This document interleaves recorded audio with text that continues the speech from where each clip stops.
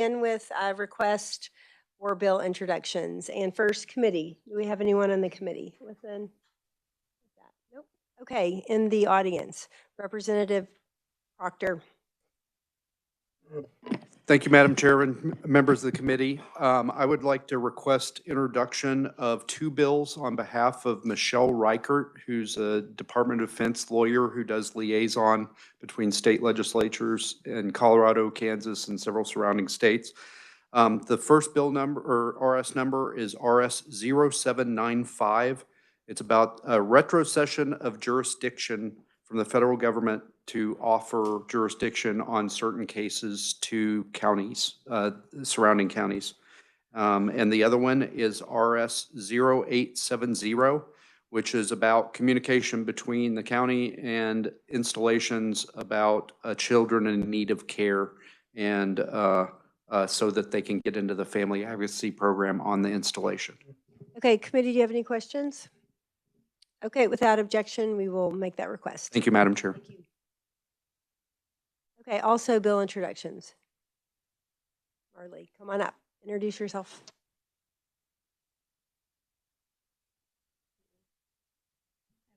Thank you, Madam Chair, members of the committee. I am Marley Carpenter. I'm here on behalf of the City of Wichita and the Wichita Police Department to request introduction of 25 RS 0667, amendments to the Scrap Metal Act.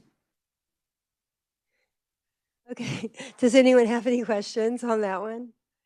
If you're new, you're wondering why people are chuckling. It's because this has been an ongoing, how many years, Marley? A lot of years. Lots of years. So, okay, well, we'll be interested to hear more. Are there any questions for Marley? Nope. Okay, without objection, we will make that request. Any other bill introductions from the audience? Okay, very good. Okay, committee, we're going to go ahead and open our bill hearing on House Bill 2062. Before I ask the reviser to give us an overview on that, I just want to remind you, that's why I had asked you to bring your computers. We do have 3 pieces of testimony that will be in person, 2 proponents and 1 opponent, and then a lot of written only opponents that you can, I think it has been uploaded now to the S drive is my understanding. So, okay, so just so you know about that. And then I will call on Jason, our reviser, to give us a bill brief.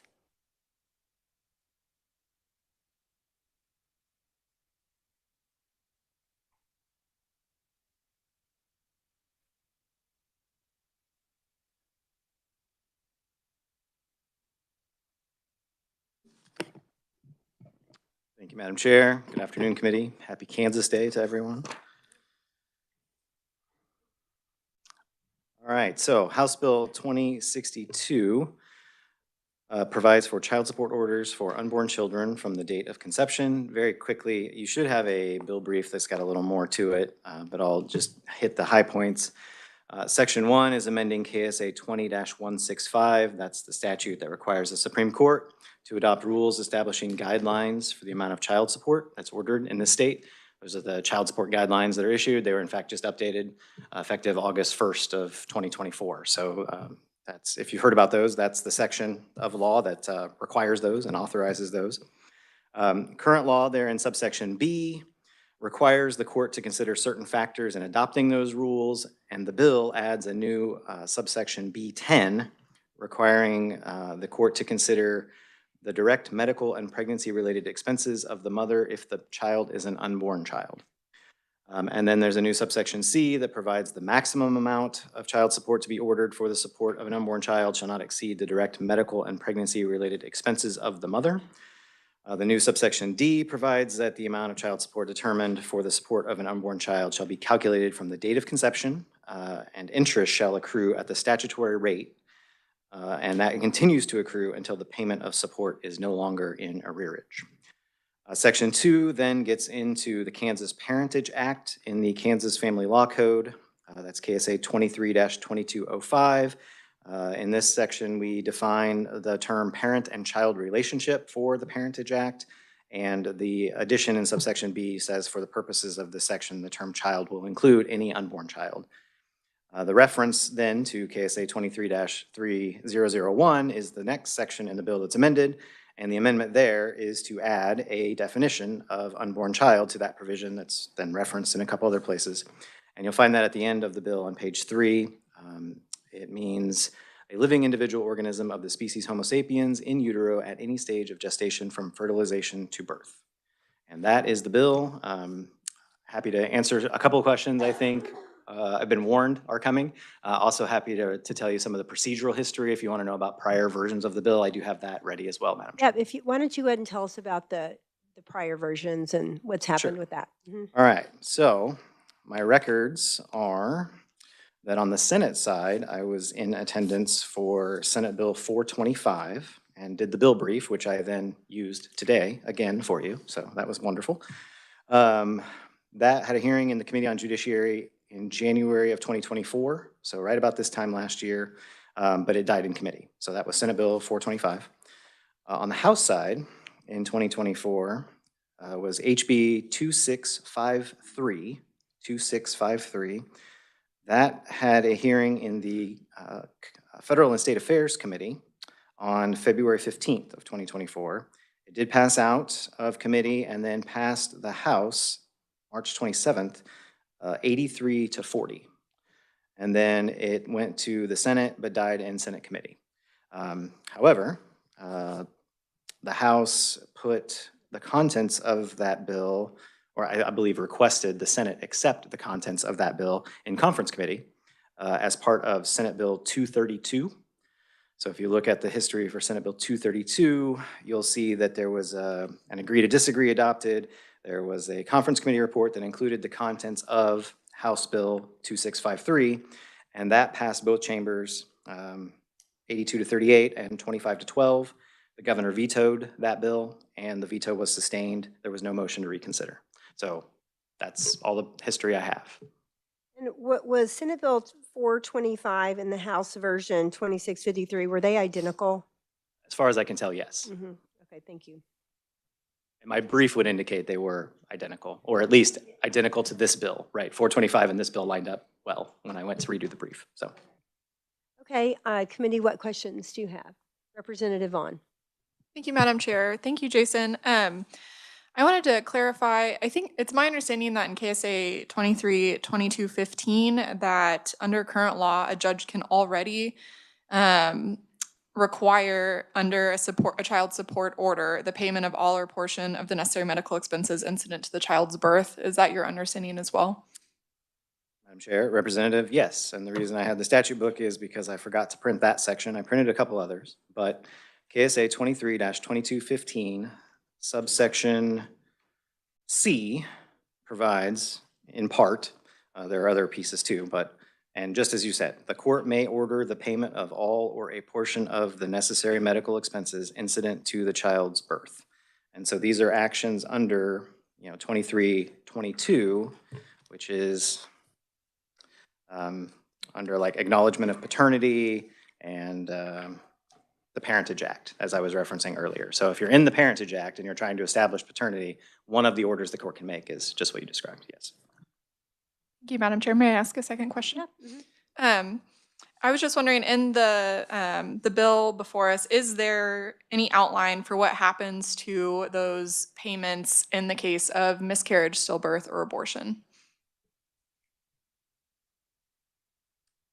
Madam Chair and Representative, I don't see anything on the face of the bill. I have to think through how that would play out given the language in there. So let me ponder that. I don't want to give an incorrect answer, and maybe the conferees will have a response as well.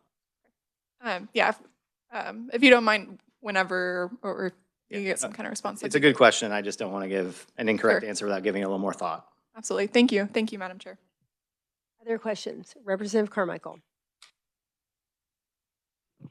Thank you, Madam Chair. Between the chair, Mr. Thompson, and my distinguished colleague, fortunately, most of my questions have been asked.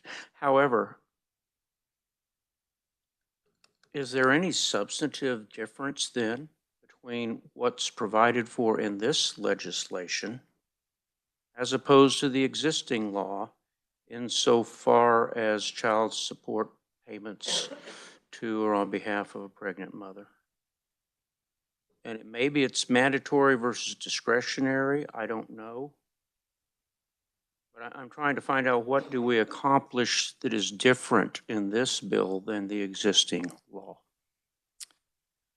Madam Chair and Representative, I'll give a partial answer, but I think that honestly is a better question for the proponents. What are they hoping to accomplish? What do they think it does different? Just on the face of the bill, you know, the child support guidelines has a provision for birth expenses. The Parentage Act has a provision for birth expenses, but it maybe doesn't have some of the definitions that are provided here. I agree. It probably does not provide for the interest that's provided here. So I'm just kind of giving you a couple of examples of things that I think I had to write specifically for this that may not have been found in the other pieces. So I think that might be what they're trying to accomplish, adding a little bit of some specific definitions. The interest is obviously a big piece of it, I would think, and maybe some other things that I'm sure they'll relay to you in just a moment. Second question, with your leave, Madam Chair. It's halfway a statement. Prior question was about, in part at least, in instances of abortion.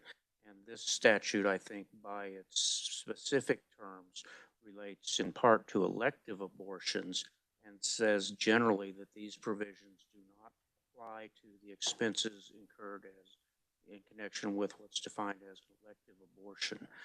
Do I generally recall that correctly? Madam Chair and Representative, yes. I skipped over that part in the brief, but there is a specific mention of, in line 28, the pregnancy-related expenses of the mother of the unborn child. And then in 29 and 30, it goes on to say, pregnancy-related expenses shall not include any costs related to an elective abortion. And that term is then defined, as you mentioned. I don't want to get into a discussion of when interest accrues on a civil judgment for child support. That might be beyond the scope of my knowledge, at least. Thank you, Madam Chair. Do you have any other questions for the reviser? Representative Martinez. Yes, I'm so sorry. Thank you, Madam Chair. And this is all after paternity is determined, or does that include the cost of that, or? So, Madam Chair and Representative, this is a good question. So the guidelines that are established apply to any action, including but not limited to those under KSA 39-755 and 23-2215. Now, 23-2215 is the Parentage Act, which is one of the things amended here. So that action, you know, to establish paternity, it can also apply under Article 30 of Chapter 23, which is part of the Family Law Code, and then 23-2711, which open, but I believe is one of the statutes about dissolution of marriage. So any of those sort of actions. So those are the actions where the guidelines will come into play. So there would have to be, my recollection is that if paternity is not established by being, you know, married at the time that the child was conceived, then you do have a paternity action essentially under the Parentage Act to establish that paternity. So those are a couple different ways you can get there. But yes, that would be a determination made at some point, either based on the action you're in or an action you have to file in order to be eligible to receive child support and for the guidelines to apply. If that makes sense. Okay, thank you. Thank you for being gracious. One time last year, I called on you when you weren't in the committee. I said your name, and right before I said, I had this flashback. Oh wait, so anyway, forgive me. Okay, thank you. I appreciate that. Any other questions? Representative Vaughn. Thank you, Madam Chair. The representative from Wichita made me think of another question. Is this the first time, to your knowledge, that the term elective abortion has been defined in Kansas statute? Madam Chair and Representative, to my knowledge, this was the first one I remembered. I did look up the definition of abortion that's referenced many times in our statutes, and that one is in 60-6701. So it's not elective abortion there, it's just abortion. And that's the one that's referenced that I'm most familiar with. The other Jason from our office usually handles all of the abortion bills, so I could be wrong, but I'm not aware of one. This is the first time I've seen this definition, but I can't speak for, everyone else, so. Interesting. Thank you. Okay, anybody else? A question for the revisor? Okay, Jason, thank you so much. We appreciate that. Okay, I will go ahead and call up first proponent, Jeannie Gowden from Kansans for Life. Welcome.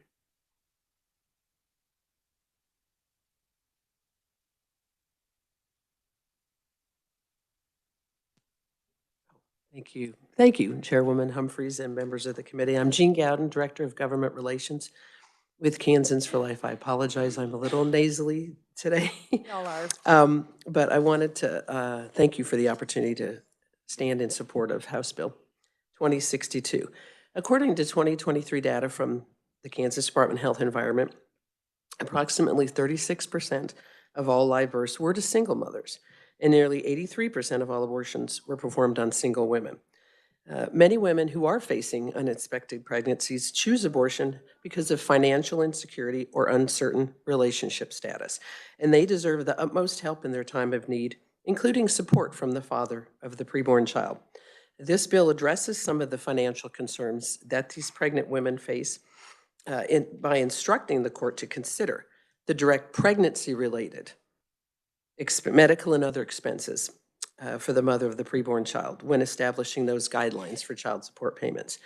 And while it's not always the case that this paternity is known before the birth of the child, once paternity is established, of course, the court may make child support payments retroactive to include those expenses incurred by the mother during the time she was pregnant and her child was unborn. So Kansans for Life believes that no woman should ever feel that abortion is her only option, and House Bill 2062 may help alleviate some of the financial stress a pregnant woman faces at a critical time for her and her child. And I appreciate your consideration of House Bill 2062 and ask that you pass it out from committee favorably. And I'll stand for questions. I think we'll go ahead and take the other proponent testimony and then let the committee ask questions for either. Okay, thank you so much.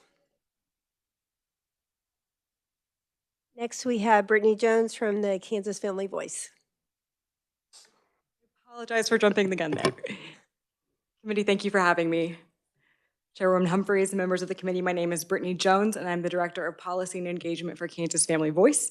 I did want to respond to one question that I can answer off the top of my head is the term elective abortion is found throughout Kansas code as well as the definition for abortion. That is not a new definition. Hang on just one second because I want to make sure everybody hears that. Yeah. Okay. So, yeah, y'all go ahead. We'll just stand at I will ease come for a back. sec. Okay, I can come back to that. Okay, go ahead. I wanted to start out before I forget and respond to Representative Vaughn's question about the term elective abortion. It is used throughout the Kansas code alongside the term abortion in the Kansas code. There are quite a few references. It's used in different code sections at different times. And so we checked that with the revisor's office before we included it in this bill. So anyway, I will proceed on and I will take any other questions that y'all might have at the appropriate time. But I'm an attorney and I'm a Director of Policy and Engagement. We care deeply about ensuring that women who are in difficult situations can receive the support and the help that they need. HB 2062 is a simple way to ensure that courts consider pregnancy-related expenses, not just birth expenses, for a child support judgment. Thank you for the opportunity to share with you why we support HB 2062. HB 2062, as you've heard, doesn't really break a ton of new ground when we're talking about child support judgments. It doesn't change how they're enforced, it doesn't change how they're determined, nor does it change the recognition of the child in the womb. We have multiple sections in our code that already recognize a child in the womb. This is not new ground, and in fact, these laws have been on the books since the 1930s in Kansas. None of those things prohibited the Supreme Court from finding a right to abortion in the Hodes and Nauser versus Schmidt decision in 2019. So anything you hear to the contrary is simply not the state of the law. According to the most recent numbers, more than 12,000 women in Kansas gave birth in the last year who were unmarried, potentially pointing to the fact that they might be seeking child support from the father of that child. There may be more than that, there may be less than that, but that is a likely pool that we might be drawing these numbers from. Many of these women may have been a party to custody and child support proceedings. HB 2062 is a simple way to ensure that during these child support proceedings, court consider the baby still in the womb and provide pregnancy-related expenses to the mother. The mother just doesn't have expenses when she gives birth to the child. She has expenses while she's carrying that child as well. And there's multiple doctor's appointments and and other things that occur during that time that the mother might need support in and that the courts should be allowed to consider. There are a multitude of, it may sound obvious, but while costs vary, it is clear that women who are pregnant and give birth bear healthcare expenses that women who are not pregnant do not bear. It is important that the father of these children share in these expenses. While this might already be done in some courtrooms, as we've heard some today, we want to make clear that it is the intent of this legislature to ensure that these women are financially provided for throughout their pregnancy. At least 4 other states have similar laws to HB 2062 that allow child support payments for pregnancy-related expenses. This bill does not change the procedure for ascertaining paternity or any other judicial decisions that a court may be making during these proceedings. It simply ensures that the pregnancy-related expenses are considered by the court. There are procedures for courts to determine paternity at earlier and earlier ages, but this bill does not mandate any method, it does not modify any method, it does not change anything that the court is currently doing besides asking them to consider awarding or consider granting those requests for pregnancy-related expenses. We believe that every woman should be surrounded by a system of support, and pregnancy is no exception. In fact, pregnancy is when a woman most likely needs support, and fathers are still fathers, even if the child is not yet born. And our law should reflect that reality and responsibility. So for these reasons, I ask that you support HB 2062, and I stand open for questions at the appropriate time. Thank you. Okay, thank you. And we'll have committee questions, and I'll, committee, if you will say which, either Ms. Gowden or Ms. Jones, which one you'd like to ask the question to. Okay, questions? Oh, yes. Jason first has an update for us. Thank you, Madam Chair. Jason Thompson, Provisor's Office. And the sidebar we were having was about that exact issue, elective abortion and the definition, because I realized I needed to come back and check right away. I didn't want to mislead the committee. So it is defined in the exact same way, I believe, word for word almost, in 65-4A01, which is about abortion facility licensure. And it's then also used in one other statute talking about health insurers and coverage for elective abortion. So those are the 2 instances I can find. And I just wanted the committee to know those do exist. All right, thank you for that. We appreciate that update. Yeah, for the revisor, Representative Carmichael. Are the, Mr. Thompson, are the definitions contained in those 2 instances identical to the definitions contained in this bill, or is this bill a different definition?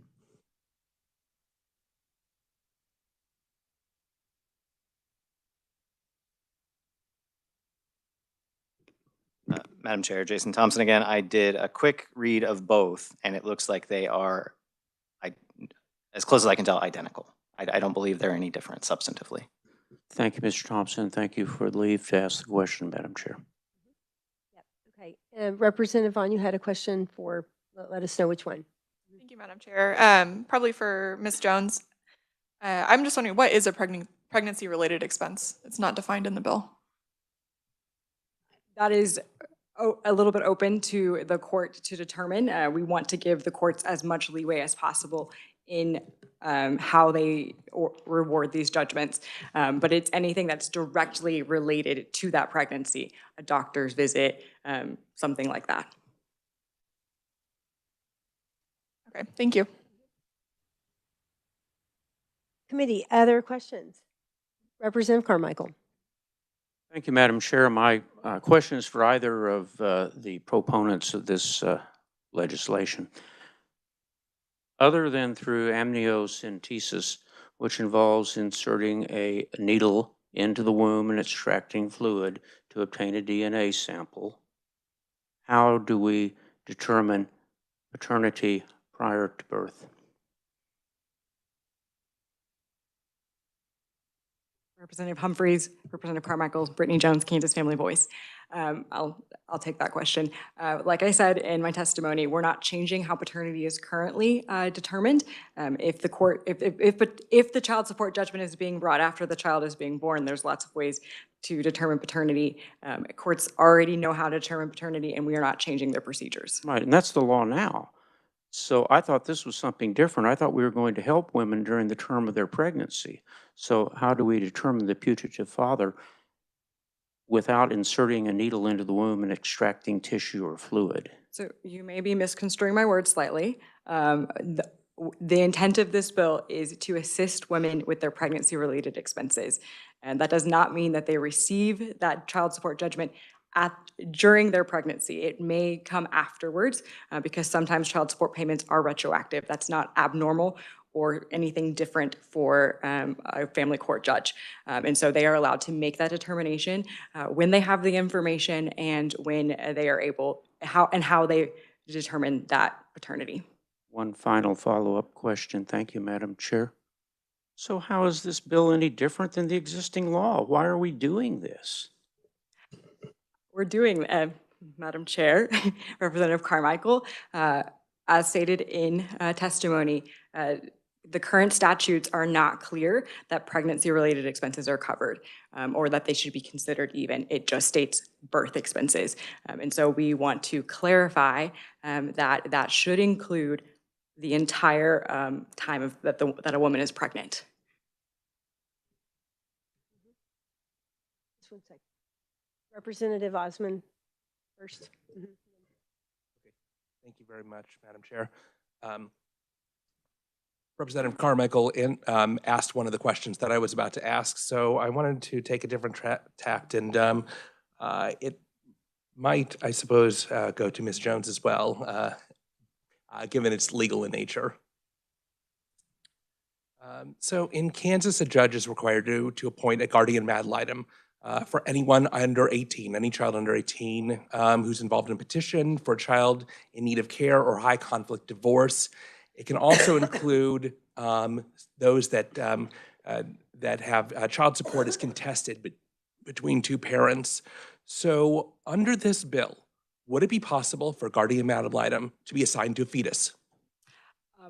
That is beyond the scope of this bill. This bill is merely about child support determinations. But the bill itself says in section 2 that for the purposes of this section, the child includes any unborn child. So an unborn child is a child now according to this bill, and a guardian ad litem would be assigned for child support cases. Representative Humphreys, Osman, my understanding is that those considerations, like a guardian ad litem, would be a separate section of the bill, and so that definition, and the reviser is happy to is welcome to correct me on this topic, but that is beyond a different section of the code and beyond the scope of this bill. Okay, all right, thank you very much. Yvonne. Thank you, Madam Chair. I have a question for the reviser as a,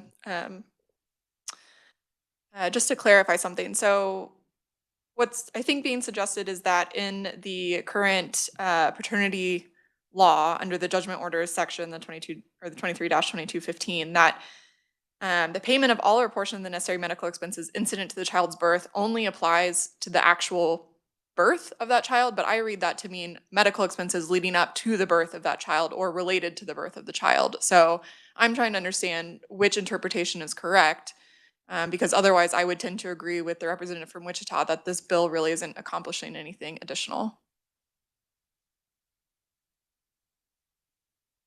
Jason. Thank you, Madam Chair and Representative. I'd have to. Do you have that section pulled up from the 2215. Would you mind reading it? Sure. Yeah. It's part of a bigger subsection talking about once they've found a party is the parent of a minor child, they have to make provision for support and education pursuant to the family law code, right? Then it says, the court may order the payment of all or a portion of the necessary medical expenses incident to the child's birth. I don't see a definition. I could do some case law research while also drafting the bills that need to go in next week. So let me know. Proponents, opponents may have an idea of how that's been interpreted by the courts, but what I'm hearing from prior bills is that some courts interpret it broadly to mean what the proponents might be seeking. Some courts interpret it narrowly. And because it's an application of the guidelines and this statute, I don't know if we have case law that has a definitive answer one way or another, but I will look into that. Don't spend too much time on it. We need those bills for next week. Yes, go ahead. Mhm. Yes, of course.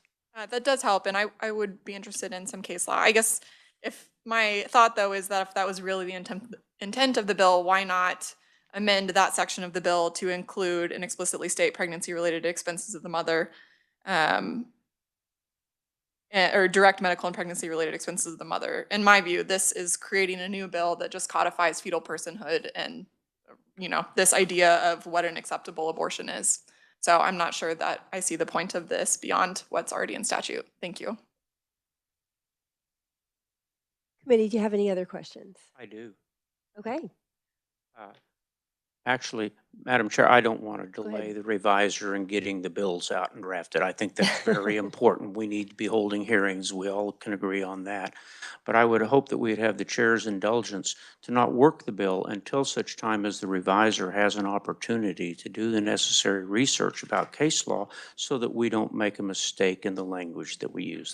That's my request, that we give them that opportunity to help all of us with the case law before we work the bill, and we'll see how much time that takes. I'll speak with the reviser and we'll figure out a timeline Please on do. that. I appreciate Yep, that. I'll take that into consideration Thank for you. sure. I appreciate your courtesy. Representative Osmond.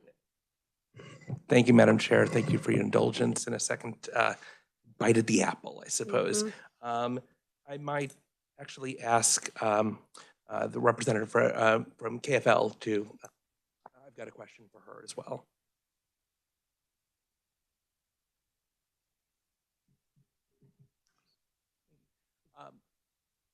We're just sort of spitballing here as far as ideas in terms of ways to amend it. But let me ask this.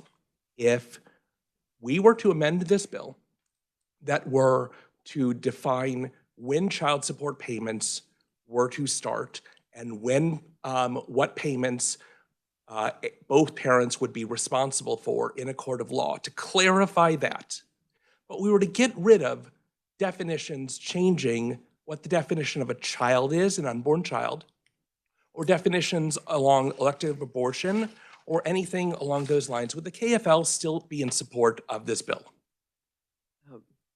Chairwoman Humphries and Representative Osmond, that is a hypothetical. I would certainly need to see language on that before I make any decision. We are very familiar with this bill, and I think we've been very clear about the intent of it is to be able to have the courts consider the pregnancy-related and medical expenses of the mother, things that incur during pregnancy. So. Thank you. Representative Goddard. Thank you, Madam Chair. I'm wrestling in my mind where we talk about expenses related to the pregnancy, and then at some point in time, we move on to normal child care support.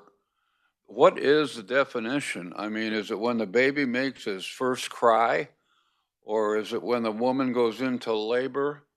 How do we mark the boundary? Because I think right here we're talking about probably two different things, and this is pre-birth, and then after birth is another scenario.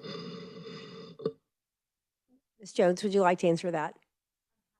Okay. Members of the committee, Brittany Jones. Madam Chair, Representative Goddard, I think the point of this bill is so that there's not that question. We don't have to, this body doesn't have to decide when you switch, if we're going to use your language. It is to make it a seamless process to ensure that judges are at least considering that there might be pregnancy-related expenses that start before that birth date. Go ahead if you have a follow-up, yeah. I'm still a little bit confused. You know, the court determines child support for normal child support. Where does that start? Madam Chair, Representative Goddard, currently courts do consider pregnancy-related expenses sometimes. This is to create a uniform system so that they are always considering whether there are pregnancy-related expenses that the father should be responsible for. And so we're not saying when any of those things start or end. We're ensuring that those pregnancy-related expenses, because whether you believe the child is a child or not, there are medical expenses, pregnancy expenses that are directly associated in that situation. And would you say that, you know, the court has discretion? I mean, it's not uniform right now, and so that's one reason for the bill. I mean, that's what I think I hear you saying. Madam Chair, yes, exactly. This is not a revolutionary bill. This is not intended to change much of anything besides to make it uniform that courts consider. It's why it's in the guideline section. And this was when we worked with the revisers last year, this was a section that they suggested that this fit best in. Thank you for the clarification. I hope that was helpful. Okay, other questions from the committee? That's fine. I think this will be your last, so make it good. Thank you for your admonition, Madam Chair. I don't know if I can make it good, but a question for Ms. Goodwin, please.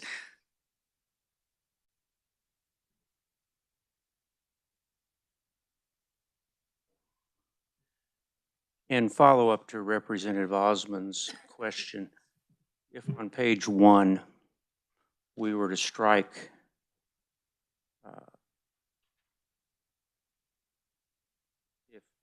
if on page 1, I'm moving on the wrong page, I'm sorry, on page 2, if we were to just strike lines 2 through 9, would KFL still support the bill? I wanted to be specific for you so that hypothetical would be easier for you to answer. Chairwoman Humphries and Representative Carmichael, once again, that would be something that I would have to look at in to be able to determine if this would still accomplish what we are looking to accomplish in the bill. Thank you for your indulgence in allowing me an additional question, Madam Chair. Okay, I do have one last question, but I want to make sure the committee has your questions asked. Anybody? Okay. My question is that it's actually those exact page 2, line 2 through 9, which are the two definitions. So, Ms. Jones, I'm curious, neither one of these are new. Is that right? I mean, I'm hearing you say that, and then even the definition of unborn child, it means the same as defined in KSA 23-3001. So it just goes back to another definition of unborn child. Is that correct? Madam Chair, that is correct. If this committee wanted to amend the bill just to make the references back, we would be fine with that. They are they are intended to be the exact same definitions. They are the exact same definitions. And so if this body felt better about just referencing back, we would be happy with that. We were told it was better to write it out word for word. But if that was the will of the body, we are amenable to that. Okay. All right. Thank you. That's helpful. All right, committee. Any other questions for the proponents? Okay. We also have written proponent from Lucretia Nold from the Kansas Catholic Conference. So please make sure that you look at that. It'll be written only. And then we have opponents, Taylor Morton from Planned Parenthood Great Plains Votes. Welcome to committee. Thank you, Madam Chair, and thank you, members of the committee. My name is Taylor Morton. I'm the Kansas lobbyist and policy analyst with Planned Parenthood Great Plains Votes, which is the advocacy and political arm of Planned Parenthood Great Plains. I'm here today to voice opposition to House Bill 2062 on the grounds that this bill would further codify fetal personhood language into Kansas law as a means of advancing an anti-abortion agenda, despite broad public support for reproductive rights and abortion access in our state. House Bill 2062 also raises serious questions, both bureaucratically and financially. And Kansas is experiencing a serious maternal health crisis for which evidence-based policy solutions are needed, but House Bill 2062 is simply not an effective means of providing meaningful support for pregnant and parenting Kansans. On the surface, this bill appears to be a means of supporting pregnant people and families, but in reality, it is just an attempt to advance an anti-abortion agenda, again, further codifying that fetal personhood language into Kansas law, which could pave the way for laws that criminalize or restrict healthcare during pregnancy. And Kansans have made it very clear that they do not want their reproductive health rights to be restricted. So this bill is in direct opposition to that broad public support for abortion access in Kansas. Furthermore, House Bill 2062 does nothing to provide that meaningful support to pregnant people in Kansas, and the lack of clarity in this bill presents some serious bureaucratic and financial challenges to implementation. For example, pregnancy-related expense is not clearly defined, and it would be nearly impossible to determine the exact date from which a person would be eligible to start receiving child support payments based on, the language from the date of conception. And a positive pregnancy test does not always indicate the birth of a child.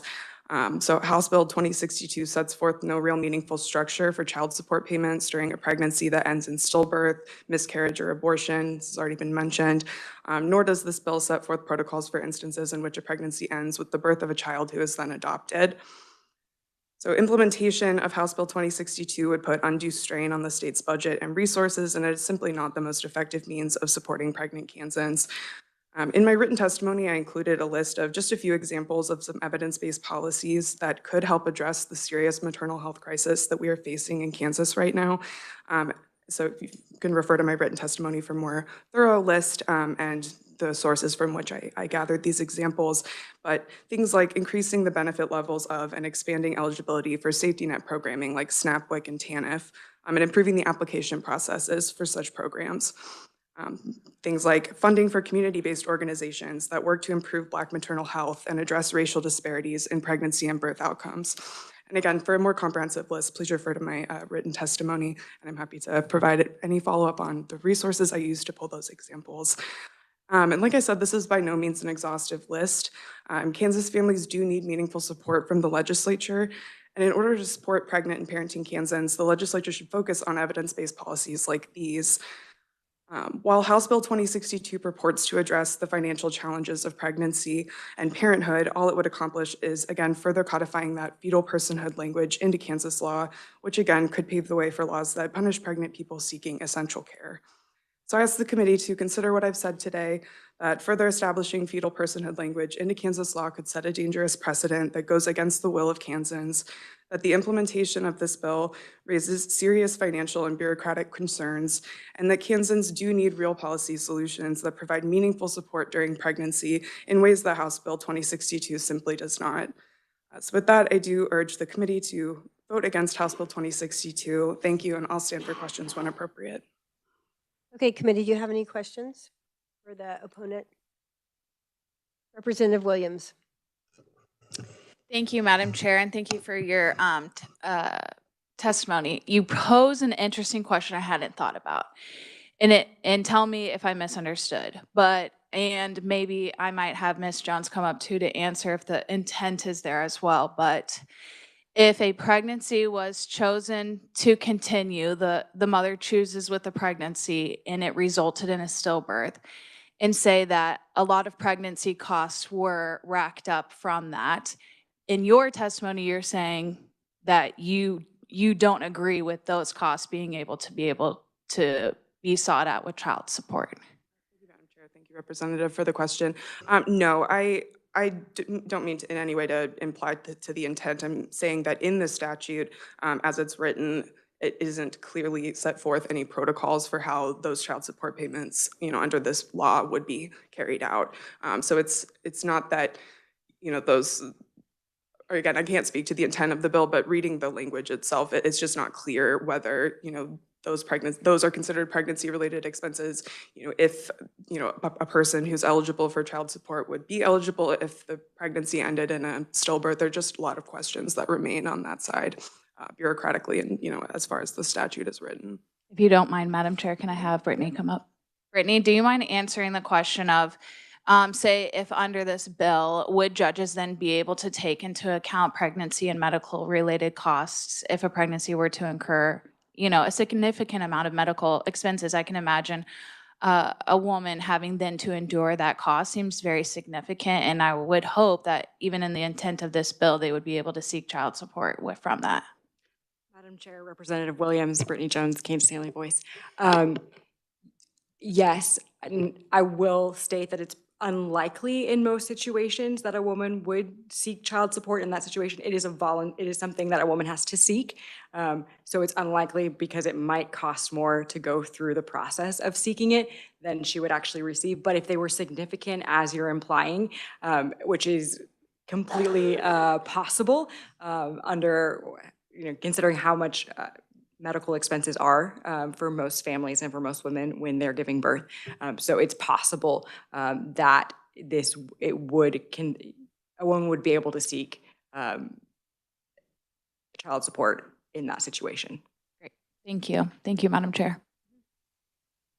Committee, any questions? Okay.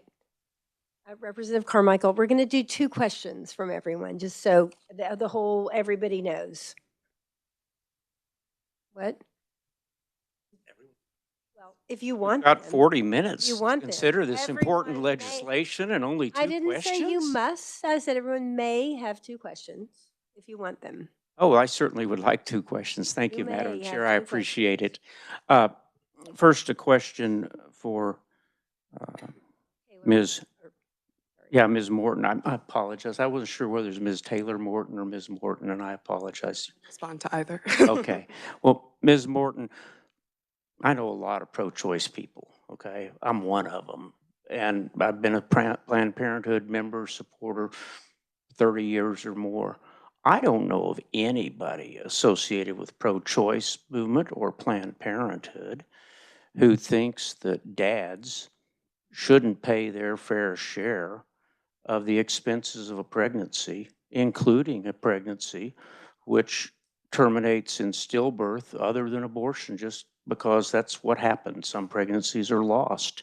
And I don't think you're here to say that deadbeat dads or good dads, either one, should not be responsible for pregnancy, their share of pregnancy-related expenses, including medical care, which even includes care and treatment as a result of a failed or stillborn pregnancy. Is that right? Or help me with that. Just I want to make sure we're clear what Planned Parenthood is saying. Absolutely, Madam Chair, and thank you, Representative, for the question. Absolutely, and I think there's something we can all agree on, and that is what we want, what's best for pregnant people, for families, for mothers in Kansas. And I think our position is really just that this is not an effective means of accomplishing and achieving that real financial and other supports that pregnant and parenting Kansans are in need of. And again, to go back to the further codification of that fetal personhood language, because we've discussed and you've raised that we want everybody to be held accountable and to be responsible and make it so that everyone has the resources that they need to parent the way that we all want to be able to. I hope you're not offended if I don't use the second question. Thank you, Madam Chair. Okay. Yeah. Anyone else? Question? Representative Vaughn. Thank you, Madam Chair. Thank you, Ms. Morton, for your testimony. I wanted to ask about something that didn't come up in the proponent testimony, but I agree is concerning, which is the additional financial and bureaucratic elements of this bill that weren't really addressed earlier. And, there was some back and forth, and I think what the intent of the bill is, but under the bill, the way that it's written, a woman could claim child support while she's pregnant. And in order to receive that child support, parentage would have to be determined. So reading the fiscal note, they talk about some of those associated costs. So things like the added testing, and then also having potentially backdated orders, larger arrearages. But it would increase the complexity of the child support process because that process could start while the woman is still pregnant. And additionally, in the fiscal note, it mentions it could create additional administrative burdens on parties. If it is later determined an obliger is not a legal parent, it would create additional administrative burdens on DCF to modify orders created prior to a child being born, as well as potentially modifying an order if a child is later found to be the child of another party.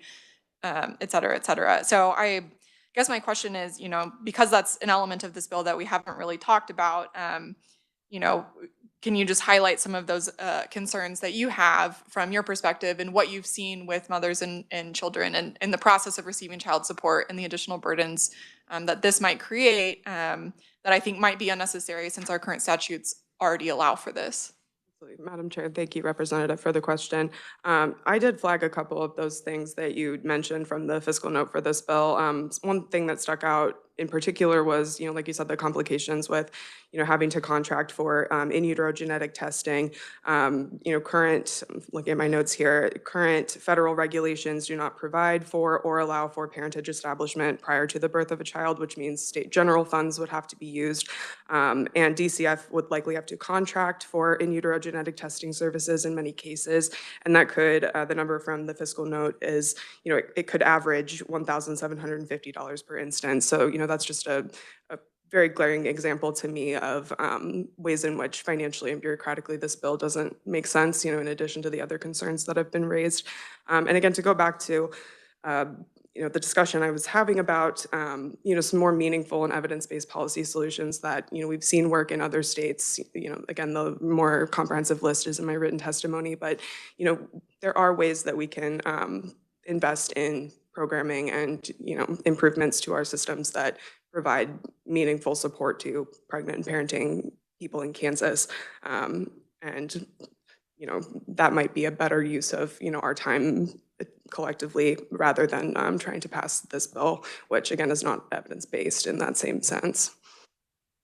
Thank you. That helps highlight some of my concerns. I appreciate it. Representative Goddard.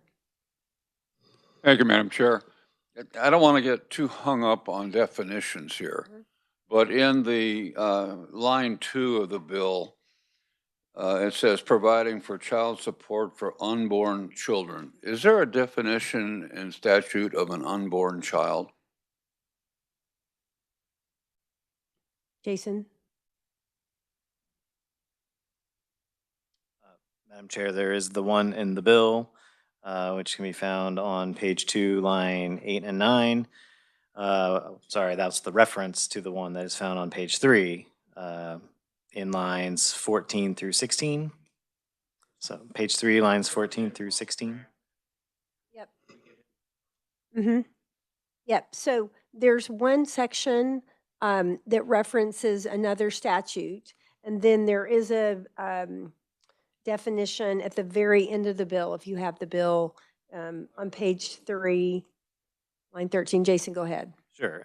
And I apologize, Madam Chair. I was looking at the first one and I meant to look at the last one. Page 3, beginning on line 14. That is the definition. And I was looking up just to make sure before I said it, but that mirrors the definition used in a couple of other places in our statutes, specifically the Alexa's law in the criminal code and the wrongful death action in chapter 60. Sorry, I was trying to get the right word. Wrongful death. Thank you. I read that yesterday and I must have lost it in my sleep. Yeah, thank you. Committee, any other questions? Point of personal privilege, if I might. Go ahead. I made a misstatement in my question a few moments ago. My wife and I, dues are severely in arrears at Planned Parenthood. I just realized that, and I said we were members. We're not. We're probably suspended for failure to pay our Someone send you a text saying, dues. no, you're not a member? No, I thought about our former or soon-to-be former ethics director who inadvertently misled somebody about their status. And so just like the ACLU, we haven't paid our dues. I'm sorry. Thank you for that opportunity. Okay, I do, I'm glad that we brought up that definition because, and reading through some of the written only opponent testimony, and even I think I got maybe it was a phone call that left a message, but they didn't leave any identifying information. They called this a personhood bill. And you kind of implied that a little bit, Taylor, in your testimony, but so I'm just curious why you say that when it really it's not a new definition. It's just the same that we've had. But before we do that, I just want to say, I do appreciate you putting solutions in here. That, reading that, that's helpful, just that you aren't just opposed to something, but you had some other ideas. So I do appreciate that. But then right under those, you just talked about the personhood language, and I just would like you to explain how it's codifying it when it's not putting anything different in the statute, Yeah. in our Madam statutes. Chair, for the question. And I did, in my written and oral testimony, say further codify. Because we know that there are, as has been mentioned already, already existing examples of fetal personhood language in Kansas law. And, Planned Parenthood's position is just that any, codification or further codification of fetal personhood language is disingenuous and done with the intent of advancing, anti-abortion legislation. You're making it easier to establish anti-abortion legislation later on down the road by, again, further codifying that fetal personhood language. Okay, further codifying is just interesting. Again, codifying it, I understand. It's not going further, is it? It's just the same language. It is going further in that, the codification of that fetal personhood language in more places in Kansas law, in Kansas statute. Representative Osman? Thank you, Madam Chair. Not to put the reviser on the spot, but let me ask a question. We have definitions of child in the KSA, and we have definitions of unborn child in the KSA. Are you aware of any definition or any section that says the term child includes unborn child?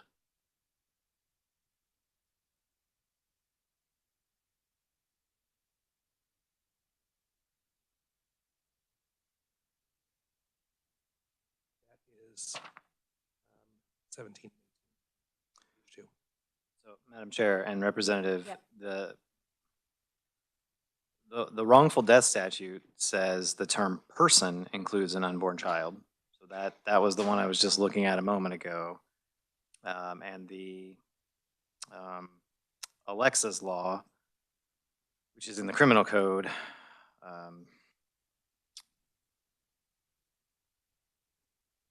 says, as used in all of these statutes, person and human being also mean an unborn child. So that's how it's tied into the criminal code for those homicide crimes, essentially, for lack of a better word.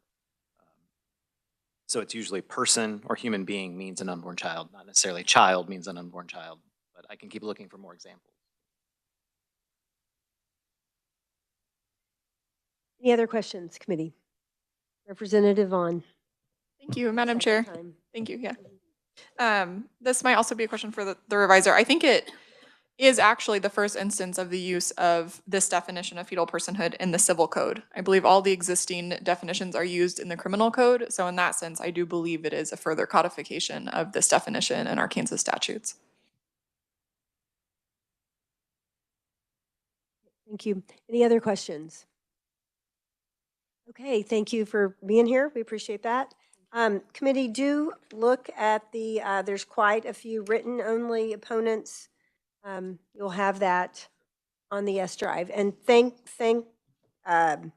Colette, who is someone else's office assistant that really helped us get that done, and also Terry in the office of that helps with all the administration. Okay, committee, we do have a hearing tomorrow. We will also have guests here with us from Washburn Law School tomorrow, and so it'll be an interesting hearing that we have. We're going to welcome them. We won't be meeting on Friday. And then the agenda is out for next week. We already have a change, so just be looking for that. I think it'll be interesting. And anything else anybody has? Representative Carmichael. Could I inquire what we are hearing tomorrow? What bill? Tomorrow is it's 2130, House Bill 2131, and it is the jailhouse witness. 2131? I believe or so. 30, but the 21. jailhouse snitch bill, yes. The jailhouse witness bill. Witness, excuse me. Okay, thank you. I apologize. Yeah. Okay. Anything else for the committee? Okay, we're adjourned. Thank you, everybody.